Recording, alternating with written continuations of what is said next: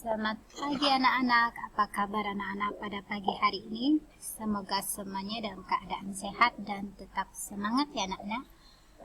Nah, pada pagi hari ini kita masih membahas tema 7 ya, tentang perkembangan teknologi subtema 1, perkembangan teknologi produksi pangan pembelajaran yang ke-6. Nah, dalam pembelajaran yang ke-6 ini adalah pembelajaran terakhir dari subtema 1, yaitu melengkapi paragraf dengan kosakata dan menghitung volume. Ayo sebelum kita memulai pembelajaran pada pagi hari ini, terlebih dahulu kita berdoa. Demi nama Bapa, Putra, dan Roh Kudus. Amin. Bapa kami yang ada di surga, dimuliakanlah nama-Mu. Datanglah kerajaan-Mu, jadilah kehendak-Mu di atas bumi seperti di dalam surga. Berilah kami rezeki pada hari ini, dan ampunilah kesalahan kami, seperti kami pun mengampuni yang bersalah kepada kami. Dan janganlah masukkan kami ke dalam pencobaan, tetapi bebaskanlah kami dari yang jahat. Amin. Demi nama Bapa, Putra, dan Roh Kudus. Amin. Nah, yang pertama kita mempelajari bahasa Indonesia melengkapi paragraf dengan kosakata. Nah, bagaimana kita melengkapi paragraf dengan kosakata? Kosakata adalah himpunan kata yang dimiliki oleh seseorang. Kosakata juga dapat disebut dengan kumpulan kata. Penggunaan kosakata biasanya disesuaikan dengan topik yang dibahas. Misalnya, paragraf yang membahas tentang teknologi pangan akan menggunakan kosakata yang sesuai dengan teknologi pangan. Dengan demikian, paragraf tersebut akan menjadi padu.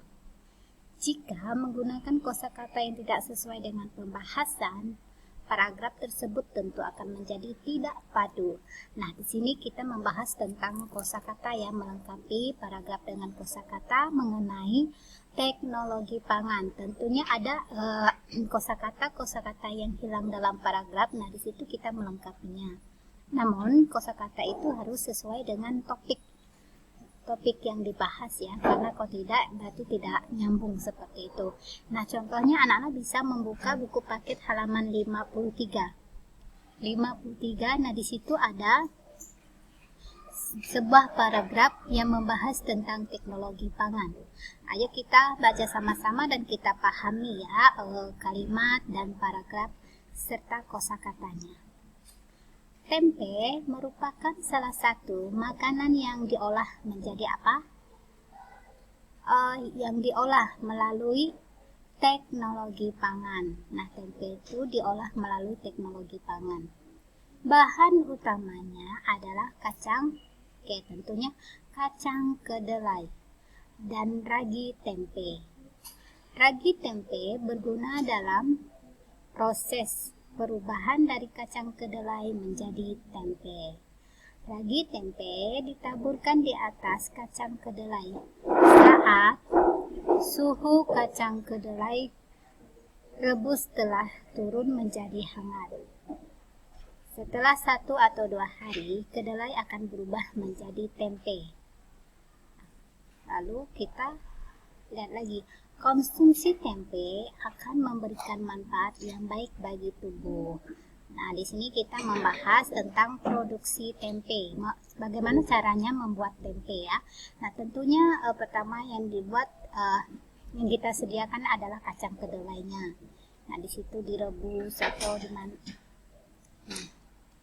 direbus, diberi ragi supaya menghasilkan tempe.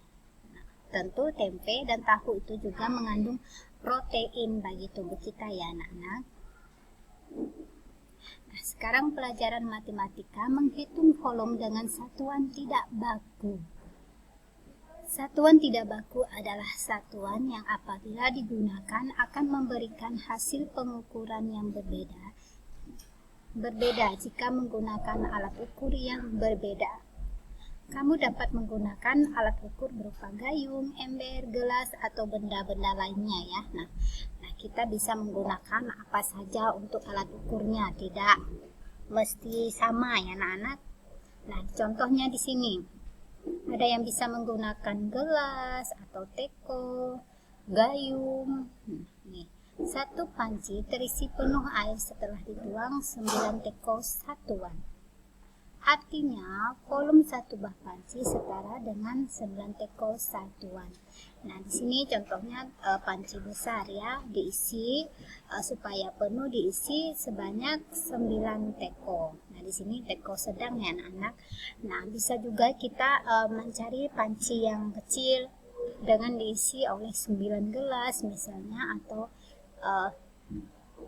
teko besar diisi beberapa gelas. Nah, karena di sini yang kita ukur satuan tidak baku, jadi alat-alatnya tidak harus sama seperti itu ya anak-anak. Nah, tergantung dengan berapa penuh panci tersebut bisa terisi, berapa botol atau berapa gelas, berapa teko yang bisa membuat panci tersebut penuh.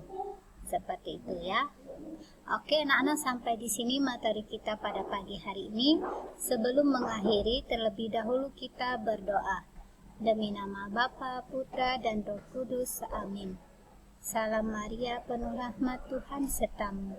Terpujilah engkau di antara wanita, dan terpujilah buah tubuhmu Yesus.